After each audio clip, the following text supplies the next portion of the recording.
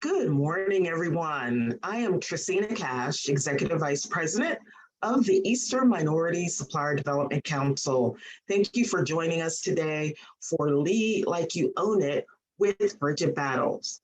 First, let me say, please be sure to use the chat to tell us who you are and ask us any questions that you might have. We want this to be very interactive. Bridgett Battles is a DEI director, executive presence strategist, and a personal brand development expert. With a presence and a passion that is larger than life, Bridgett Battles is a woman whose purpose knows no bounds. While she holds several professional titles, she's known for an immeasurable impact that cannot be defined. From transforming the images of highly successful women to igniting stages as a speaker, Bridgett immediately elevates every space and life she steps into.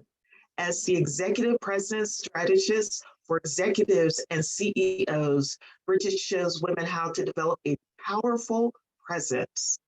With an unmatched gift for introducing women to their highest potential, she has helped dozens of women to identify their signature style, which in turn translates into their substantial income. Once Bridgett helps a woman to define her disruptive edge, her confidence skyrockets, and so does her bank account. Masterful at what she does, Bridgett can teach any woman to command a room with a feminine fierceness that leaves a mark on every room she enters. Everyone, please join me in welcoming Bridgett Battles. Thank you so much. Thank you so much. First of all, hello, and good morning to everybody. I am beyond excited to be here with all of you today. We could take the slide down just for a second and I'll let you know when I'm ready for the slides. I'm so excited to be here with all of you today, and we're going to have great dialogue, great conversation. Looking forward to sharing some of my tools and tips. Also really looking forward to making sure that we make sure that you leave here with something today. I want to make sure that the hour that we spend together, it is an hour today that's well spent, and that you leave here with some tangible things, transferable skills that can actually help you in the area of business. Now, I already know that because you are here and because you're part of NMSDC, that personal development is very important for you. And so in order for it to be very important for you, which means you show up for stuff like this. So real quick, I think, Meg, you could take the slides down just for a second. I'll let you know when I'm ready for them. So real quick, if you can turn your camera on, I would greatly appreciate it. If you can't, I certainly understand it. But this is what I want to do like for the first couple of minutes. All right. Now, as we go through today's presentation, if I say something that you like or something that you can relate to, I need you to give me the jazz hands. All right. Now, if it's something that you like, girl, you know, you're talking to me, I need you to give me the jazz hands, and I want to see a big smile. I want to see both. All right. And if there's something that is definitely something that you can use and something that you're going to implement, you know, right away, I want you to put in the comment section that is for me. So I want to kick this party off quickly by doing a few introductions. I kind of want to see a few people who are here. There are some people here that I already know, and then there are some people here that I don't know. So if I could get about like 5 people who would introduce yourself and your business and tell me one thing that makes you so awesome. So since beautiful Holly is already on camera, Holly, can you introduce yourself to us? My name is Holly Douglas. I am the Vice President for Cosmos Technologies. We are a civil engineering firm. And one thing that is awesome about me, to make a difference, right? So my whole goal is to make a difference. So whether it's volunteering or assisting or supporting, that's the space I operate in. Awesome. Celebrating you, Holly. Stephanie? Good morning, everyone. My name is Stephanie Hansen. I do work for PICO, which is a OPCO owned by Exelon Corporation, and I am a business program manager. And one thing that is awesome about me, that everything I do with love. So I jump in with both feet, excited to support, and I always do it from a good place. Love it, love it, love it, love it. All right, so I'm gonna call on some different people. Nikki Bagby. Oh my goodness, I am not looking my best today. That's okay. We're family. That's okay. So I hope that this picture of me suffice right now, everybody. So my name is Nikki Bagby. I am a business owner of two businesses, a nonprofit and a for-profit. My for-profit business is A Humble Heart, and we specialize in public health strategy. So basically we work with health systems and kind of be that mediator between those they serve and those they answer to, like the state, like policymakers, some other doctors and things of that nature. And what makes me excited is working with people like yourself. Bridgett is a wonderful person that I know, and the energy that comes in a room when we are united really gives me strength. It really fires me up to continue to work with other women. So thank you all. I'm sorry. Thank you, Nikki. No worries. Kristen Riley.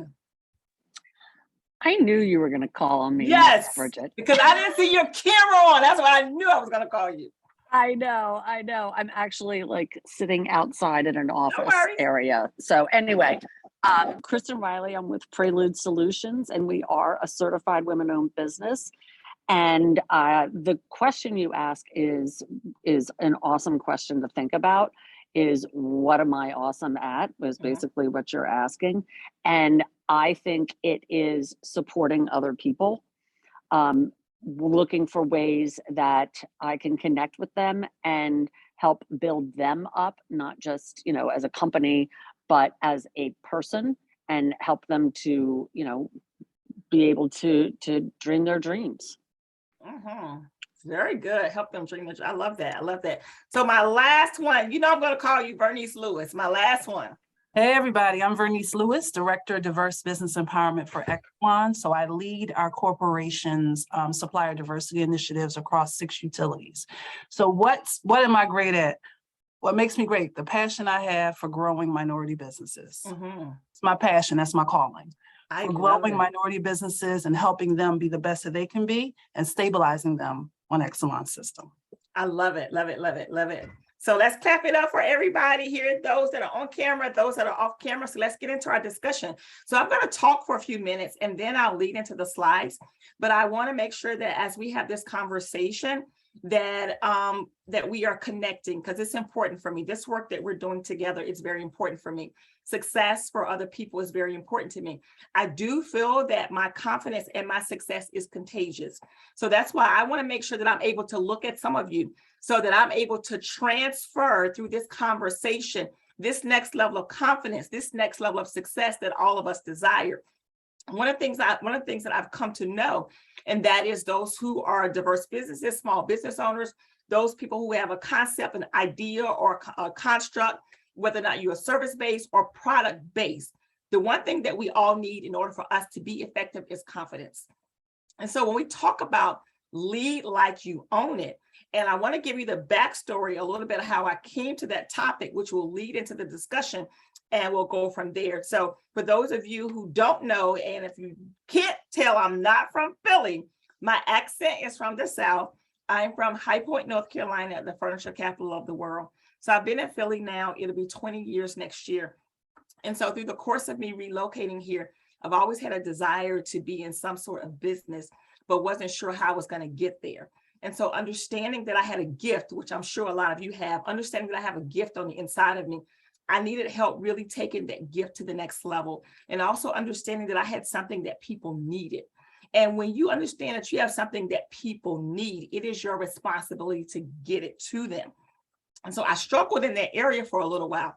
I didn't struggle with the technical skills or the skill set, but my struggle came in because I kept hitting glass ceilings. I kept hitting barriers. I kept getting to a place where I felt like I was ready to move beyond that place. But for some reason, I couldn't seem to move past that.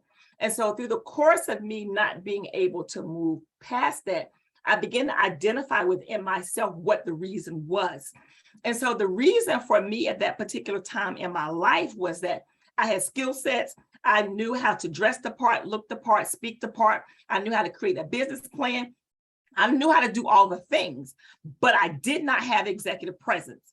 So which meant I had all the skill set, but it was fragmented because I was operating in certain portions at a certain specific period of time, not as a full package. And so through that course of me really identifying what that package looked like, my leadership skills began to develop even more. And they began to develop even more. And I had a hunger on the inside for wanting to be not just your traditional leader, not just an ordinary leader, not just a leader that people respected, but I wanted to be a leader that helps people create and impact change. So that was important to me. So through the face of that, I began to look for a mentor, and I could not find a mentor at that time who would mentor me based upon not telling me the things I needed to do, but showing me how to do it. And I find that's important, that not just having someone tell you, oh, you need to write a business plan. No, I need you to sit down and show me how to do it. So I'm grateful for agencies like NMSDC. You get this hands-on help throughout this process. So when I couldn't find the actual mentor or someone who was able to actually sit down with me to create what I needed to create, I said, for some unknown reason, now I know, but at that moment I didn't know, for some unknown reason, I'm going to create this myself. And so through the process of me creating, a platform, because I had a specific need, I really began to hone in on my craft and, really get the resources that I need in order for me to get it to the next level. And through the course of that, I moved from having a hobby to actually having a six-figure business.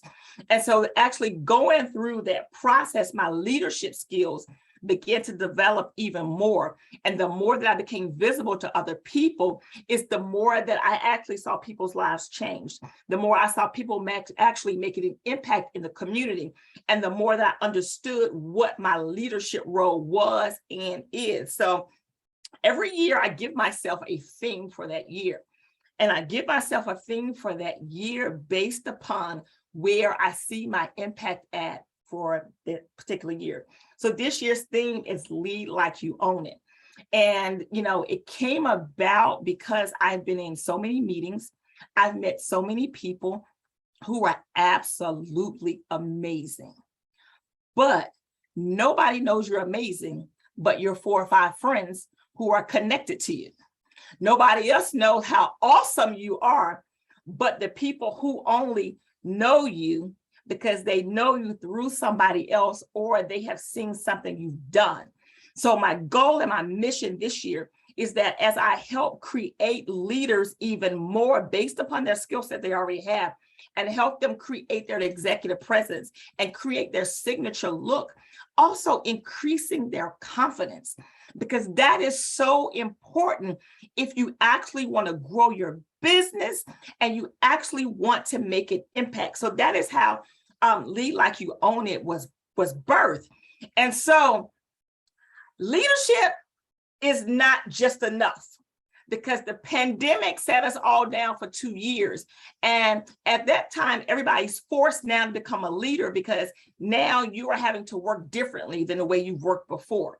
So in this particular space now, you can't just show up as a leader, but you got to lead with authority. You have to lead like you actually own the process. You have to lead like you own the problem. You have to lead like you own the solution. You have to lead like you own the resources. And you have to lead so much so that nothing or nobody shakes you from your leadership skills.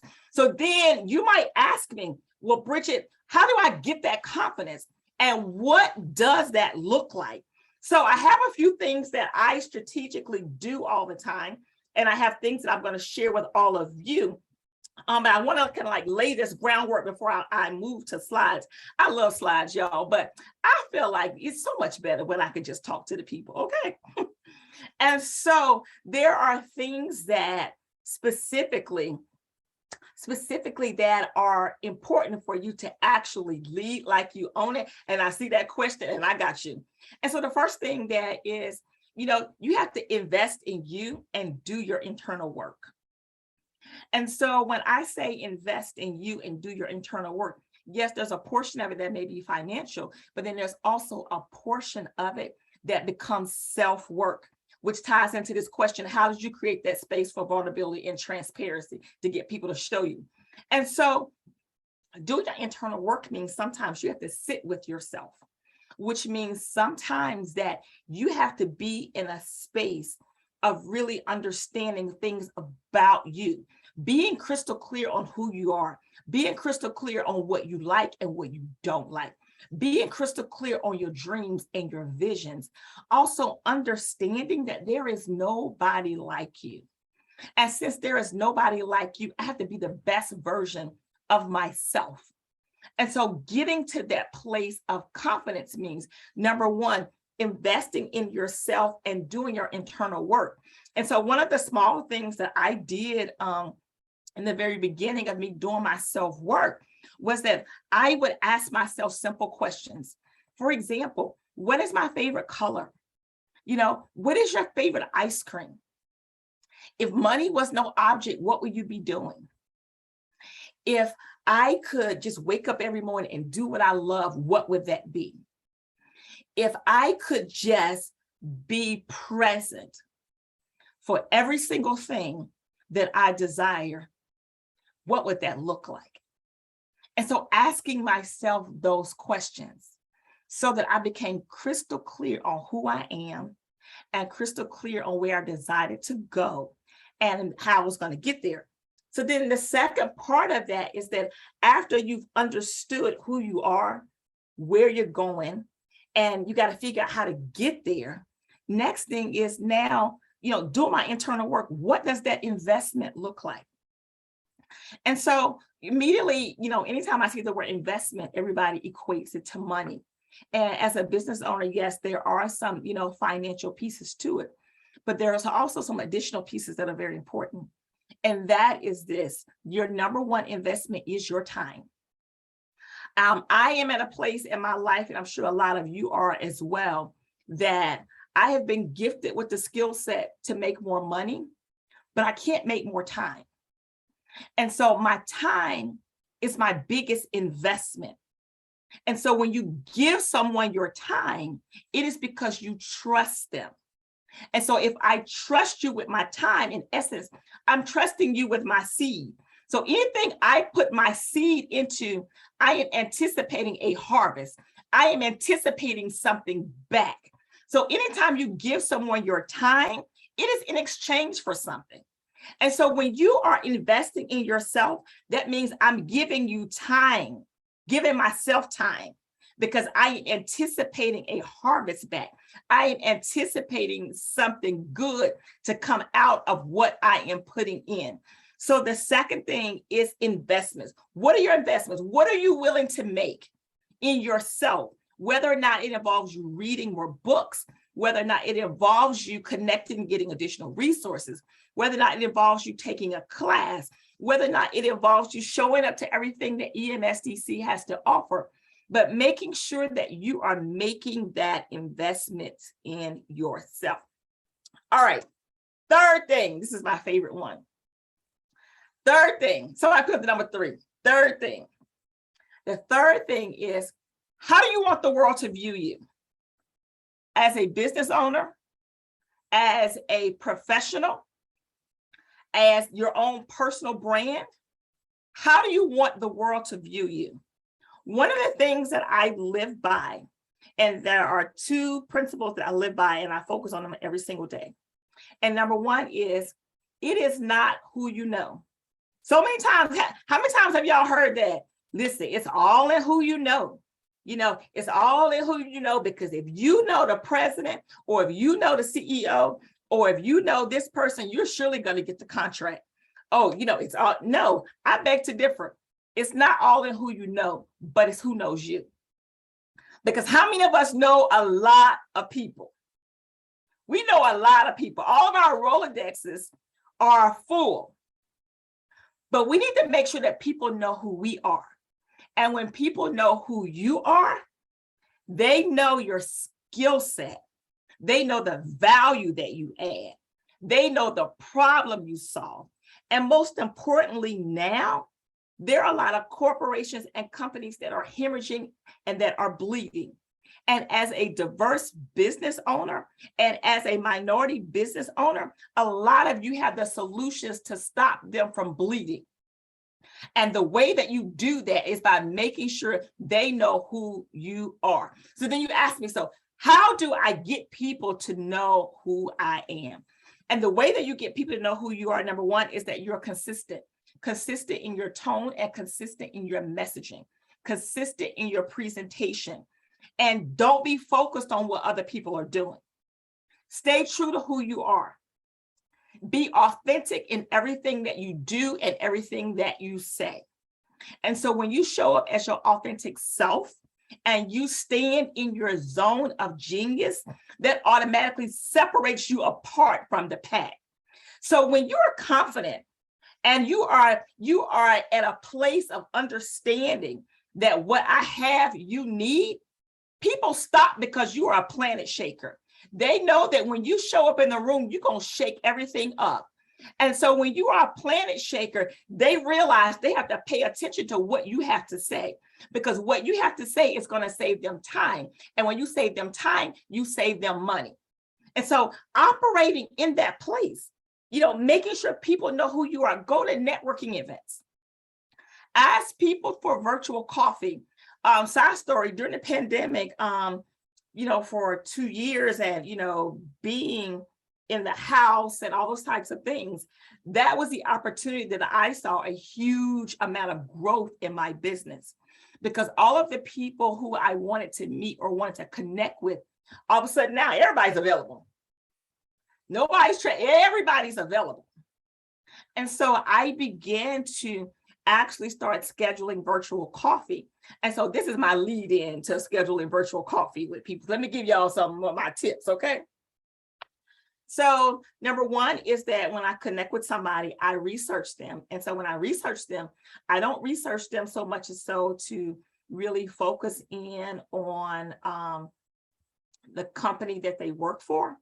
I focus in on who they are as a person, and learning who they are as a person. And you could tell that by the tone of their LinkedIn, by the tone of their Facebook, by the tone of an article they've written, or if you've actually seen them connect to someone that you know, then you're able to establish their tone.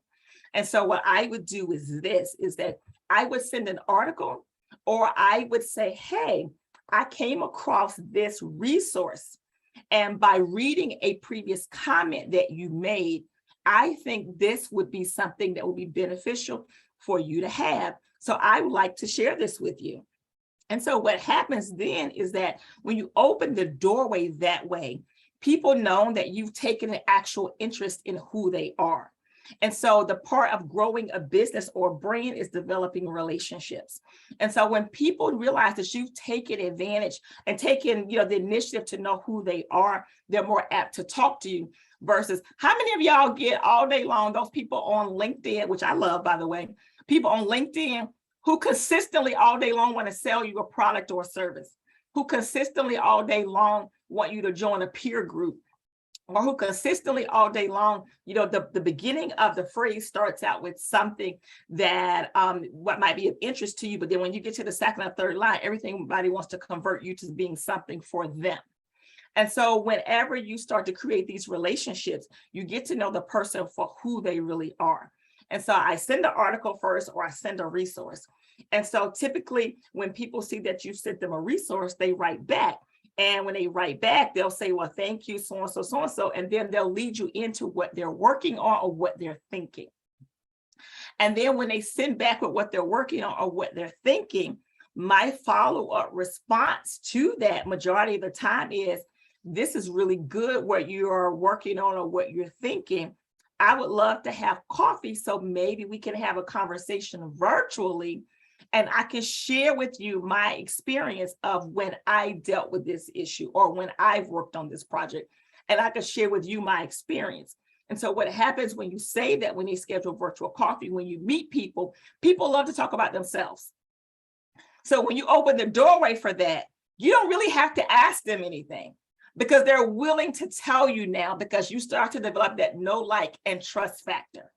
And so now they understand that there's a genuine interest here, that you're not just trying to convert them. And so that is how you make the connection. And so when you make that connection, what happens is you go into a pipeline for them.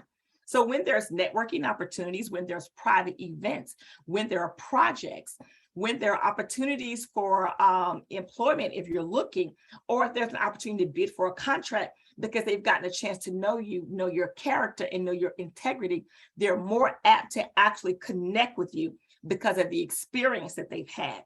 And so when people connect with you and you go in their pipeline, they're not afraid to introduce you to their network. Is that good? Did I help anybody? All right. So they're more apt to introduce you to their network. And so when you get introduced to someone's network, that is how you expand your network. And it is your goal in that network to make sure that everybody knows who you are, not to collect 500 business cards, but it's for people to know who you are. All right. So that's number 3. How do you want the world to view you? You want the world to view you someone with character, someone with integrity, someone who is resourceful, also professional, but also as a leader. And you're leading from a place of authority. You're leading like you own it. The 4th thing, setting goals and a strategy, and making sure that when you're creating your strategy, that it will yield you your desired results. I'm gonna say that part again. Setting goals and creating a strategy that will yield you your desired results. And so that's one of the things that anytime I'm working on a project, or anytime that I have something that is due, I work backwards and start from the end to go to the beginning. So you might say, why would you start from the end? Because the end is going to tell me what the project or what the product should look like. And so since I know what it should look like, now I'll back into the process. Because here's the thing, when we set goals in our business, whether or not they're financial goals, whether they are our prospects, whether or not you're looking to get on speaking stages, to get on platforms, whether or not you're looking to get on paid boards, like whatever your thing is, understanding what the end result is will help you really create what that process is to implement the strategy. So I'll tell you all a quick story, and then I'll give you my last tool, then I'll answer some questions, and then I'll go to the slides. So about 4 years ago, I had this great idea. And I had this great idea about 4 years ago, businesses, starting to do really good. And you know how it is when you start to see a little bit of growth in whatever you are working on. Whether or not if you are preparing yourself to transition from corporate to being a full-time entrepreneur or a full-time business person, or whether or not you're in corporate and you're looking to grow in corporate and become, a recognized leader in the organization. We all have those goals in mind. So about 4 years ago, I had this goal in mind. Business was doing, really good. And it was good based upon what I could see. And so at that time, I had set my vision, and my goals were right here. But what happened is that my vision and my goals were right here, but my ideas were out here. And so you ever had just like this sight of where I'm just looking straight ahead, and these are like my dreams, my aspirations. And the more you begin to focus on them and hone in on them, the ideas kept coming. The way to do those things kept coming. The amount of people you knew you had to help kept coming. And so I was only thinking here, but it kept getting bigger and bigger and bigger and bigger and bigger. So about 4 years ago, I was living downtown in Center City, Philly, and business started to grow. So I had this idea. I said, I'm going to move out of Center City and I'm going to move into the suburbs, because since I'm from North Carolina, downtown, I didn't have parking space. Like, I had nothing. So, if I come to the suburbs, I can get me a driveway. I can get a driveway. I don't have to worry about parallel parking, which is about the hardest thing I ever had to do when I got here, learn how to parallel park. And so I got this thing. I was going to move to the suburbs and, all of the things, and end up, moving out to the suburbs.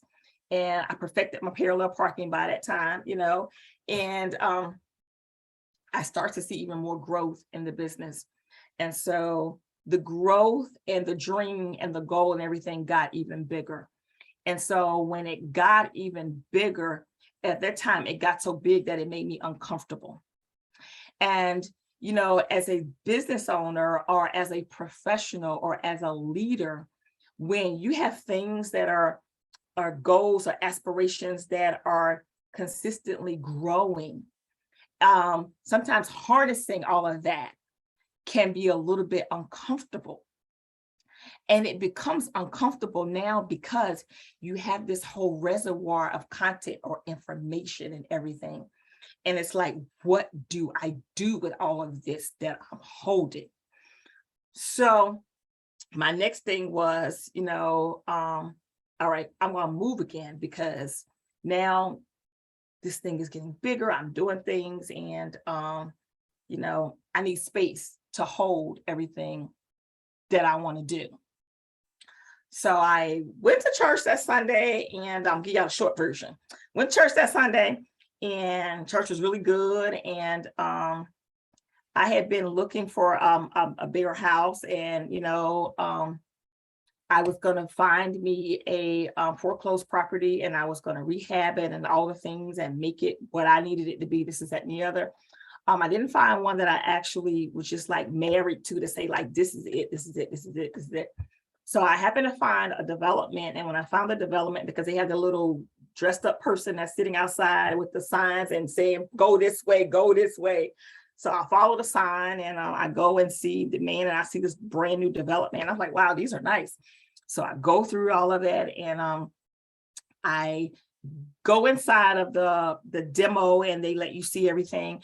And I was just like, oh, wow, this is beautiful. Like, this is like, 3 floors. It's got 3 bedrooms, got 2-car garage. It's got all the things. So it has all the things, and I'm looking at it, and I was like, oh, okay, cool. Now I'm in my hand, I'm getting ideas. Okay. So I'm getting these ideas. I take the application and I leave, never turn the application in. So by this time, I go to church again, and my bishop is preaching, and he says, if your dreams and visions don't scare you, they're not big enough. And I'm already like holding a bunch of stuff. I'm already scared, and I'm already trying to figure out like, all right, what is my next move? Like, what am I doing here? So I ended up going back to the property again, and short version, went back to the property again, and I met with the manager. This is that and the other. And by this time, y'all, I burst into tears. You know how women, we emotional. I burst into tears at this time. Burst into tears. And I told the man, I said, this scares me, and I am frightened. I'm fearful.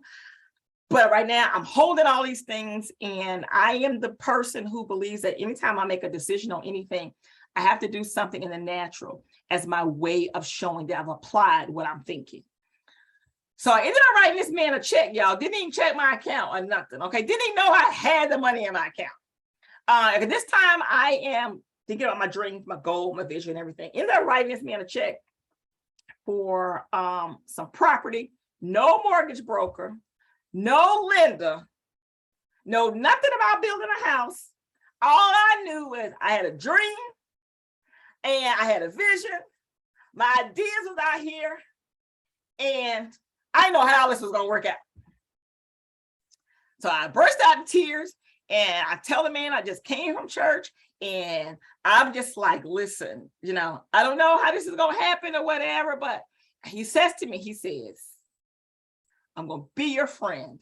We're going to make this happen. I said, okay. So by this time, I'm still crying. Then I get home. I was like, girl, what have you done? You just done wrote these people a check and you ain't got nothing prepared for this, like nothing. So you know how it is when you have this great idea and everything, but boy, when you get back by yourself, you was like, what in the world did I do? So get through all of that. And I was just like, you know what? I'm out here now. I might as well go forward. So fast forward, they were really good to me. I got through the process. I was speaking things that were not true. I was speaking out of fear. And when I met with the mortgage broker, she was like, stop saying that you don't have this. She said, because everything you tell me you don't have, you do have. And she said, stop saying this. So, they worked with me through the entire process. I was able to build my home from the ground up, get everything I wanted. And, fast forward, I'm here now and it's holding the dream and all that. And so I tell you that story from a place of, I use my house as the example as a place of a business owner or a dreamer who had gotten themselves into a place of seeing a little bit of success and then got fearful. And so as you lead like you own it, when you start to experience a little bit of success, the fear factor, you cannot let it in. And the way that we keep the fear factor out is we create a strategy that yields the results that we desire. So having that product or that goal or that idea or whatever it is that you desire for your business, working backwards, it's what helps you stay focused on the goal and focused on the strategy. So I have to tell you all that I'm starting to feel that again now. So starting next year, so if they have me back, I'll be able to update y'all. But so starting next year, I'll start looking for the bigger house because the dream and the vision, the opportunities, and everything is continuing to grow and the expansion. And so it's all coming because of leadership. And it's all coming to fruition because number one, I invest in myself. I do my internal work. Number two, I'm willing to take that leap of faith sometimes, even when it scares you. Number three, focus on how do you want the world to view you. Number four, set goals and creating a strategy that will yield your desired results. And then the fifth thing is that we have to execute until you're uncomfortable. Even when you're uncomfortable, you still got to execute. Even when it doesn't feel good, you still got to execute. And so the way that you help yourself in that lane is creating your own personal board, whether or not it is with your business or whether or not it's for you personally, having your own personal board. And my own personal board consists of my sisters and girlfriends and friends and professional people who, I have a friend who's very close who tells me the truth about myself, whether I like it or not. I have a friend who is a wealth advisor. And, he calls me in a reality to make sure that I'm looking at everything, the entire thing, not just because you sing a little bit of success, having that accountability.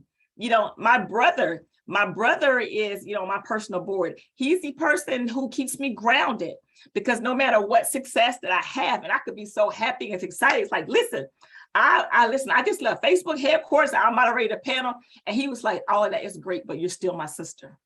And so having those things and having those people in your life keep you grounded and keep you executing even when you are uncomfortable. So I'm going to take a break here and answer some questions, and then I'll move into the slides.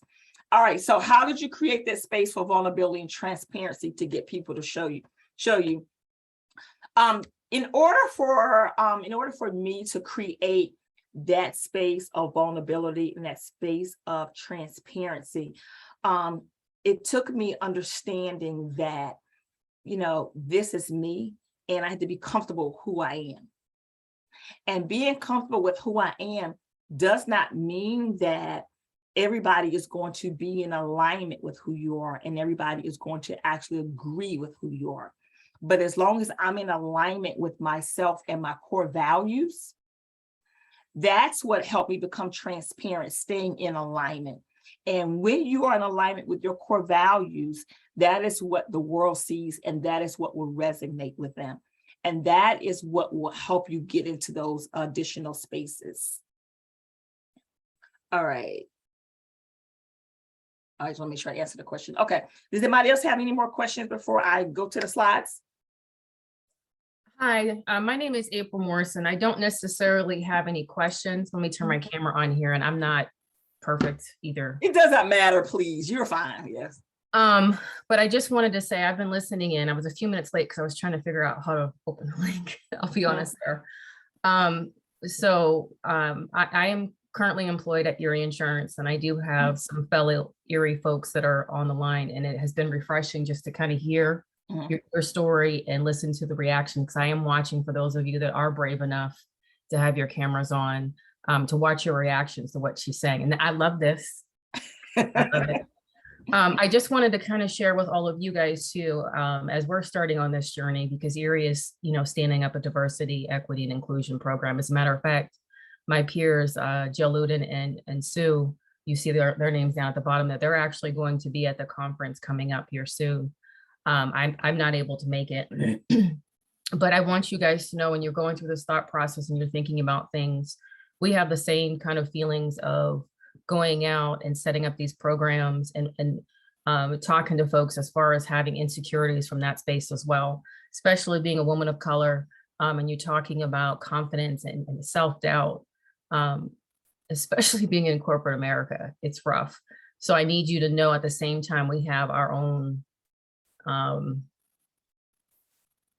prospects of learning how to lead like we own it, right? Because what you guys are doing and what we are opening the door for is exploring that vulnerability and giving people the opportunity to shine.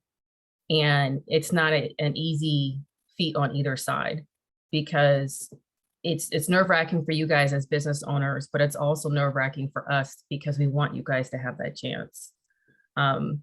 Trust me, I'm trying to think in my head what kind of business I want to own so I can open one too.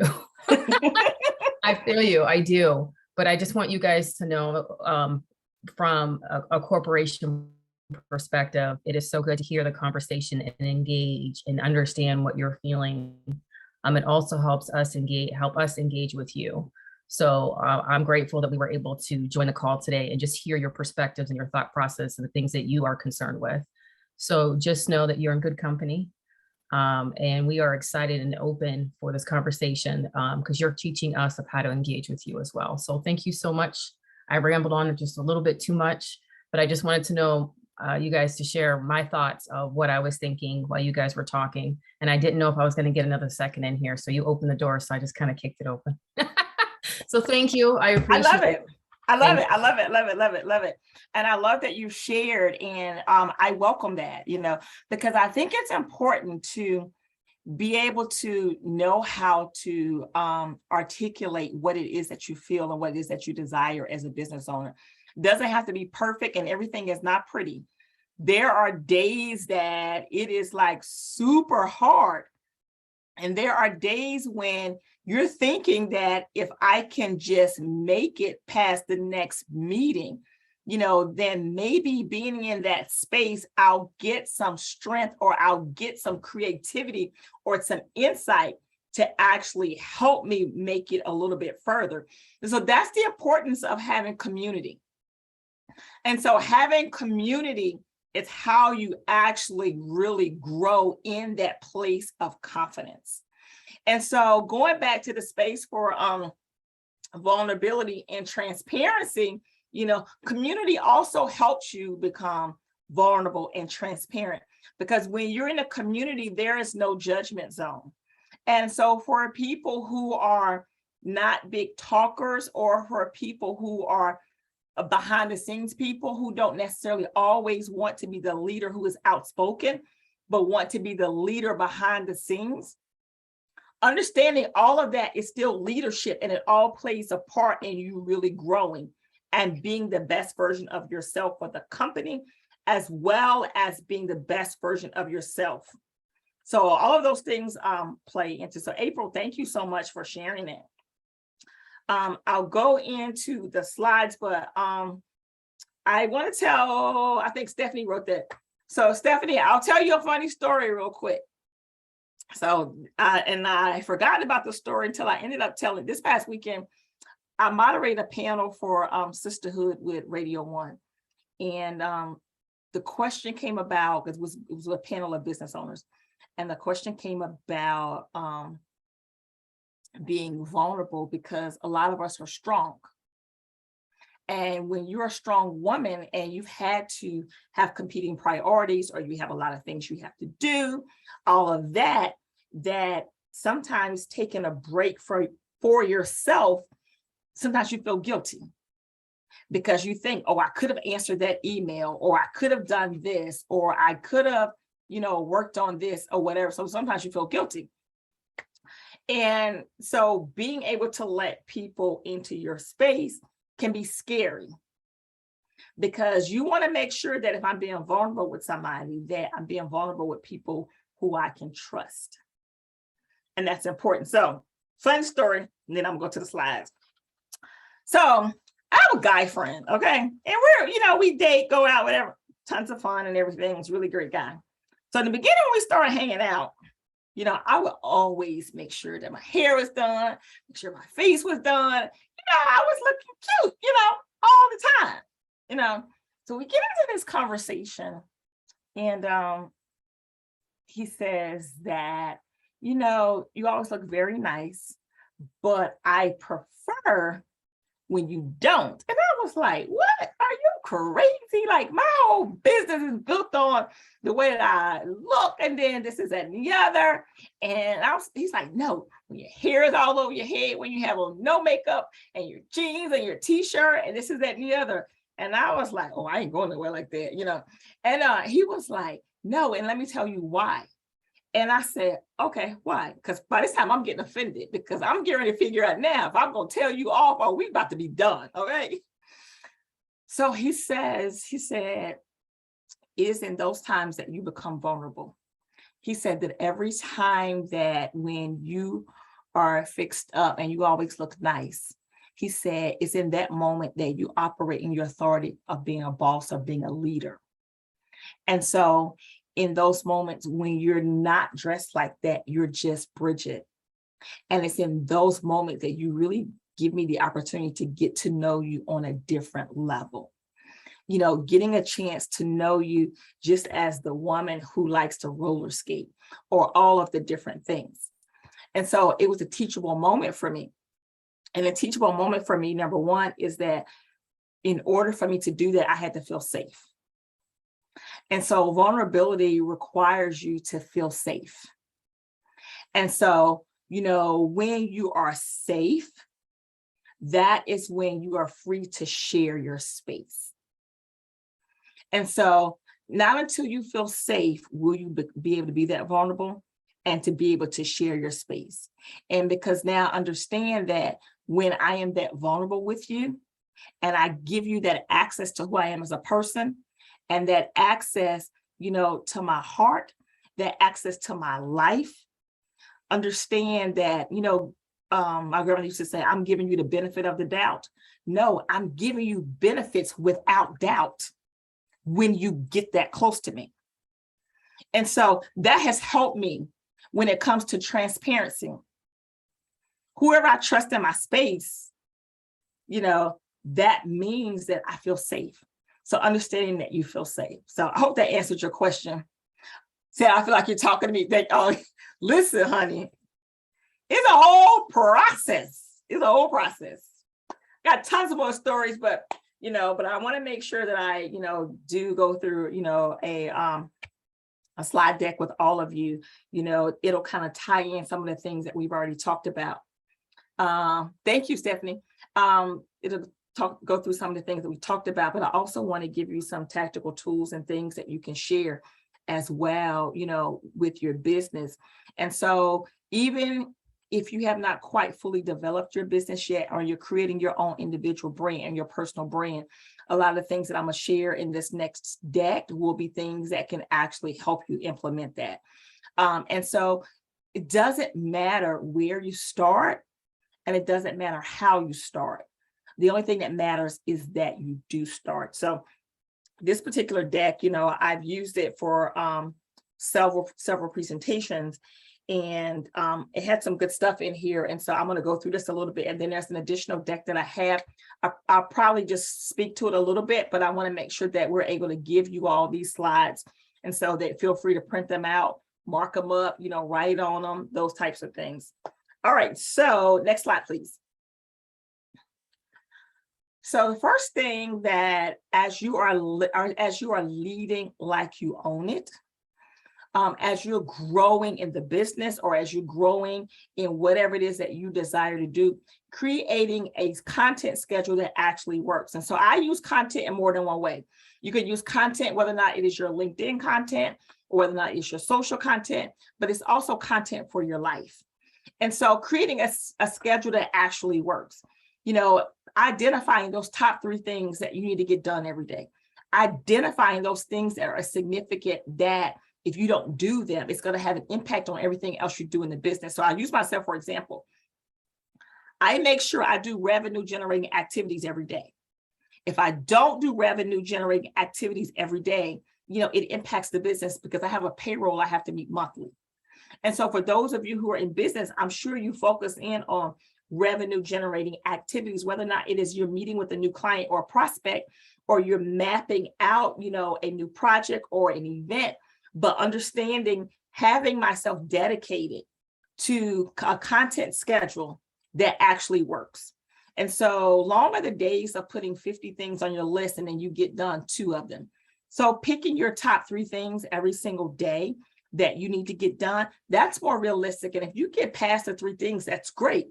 But at least having those things, that is a good starting point, and it's something that's manageable. All right, next slide, please. So no one cares. No one cares if you're good and not consistent. We care because we want you to be good and consistent. We want both. And I say that from the perspective of, you know, you can be good at what you do, but not be available. And so understanding you have to set healthy boundaries. And so setting those healthy boundaries, it puts you in a place of being good at what you do, but also being consistent at what you do. And so when you are consistent, that is how you develop trust. People trust you when you're good and when you are consistent. Now, you can be good and inconsistent, which means that when you are good but inconsistent, your income is inconsistent. Your brand is inconsistent. And when that is inconsistent, your clients don't trust you. And when your clients don't trust you, that means they don't support or they don't buy. A confused buyer does not buy. A confused partner cannot execute well. So making sure that you're clear, concise, and consistent. Next slide, please. So when we go back to talking about scheduling, how much time are you willing to put in? How much time do you realistically have? And so those who may be what I call corporatepreneurs, where you work a full-time job and you have your business, or those who are in business for yourself full-time, and you also have a family, being realistic with yourself, being true and being authentic to say realistically, you know, this is what I can do, and not comparing your journey to anybody else's journey. Staying true to the course and staying true to your journey. So being realistic with yourself, and being realistic means that you get to the desired goal with that strategy versus you keep stopping and starting things, and versus you getting in the middle of a progress or a process, and then you face all these barriers, and then you get stuck at being stuck. And when you get stuck at being stuck and there is no movement, there is no growth.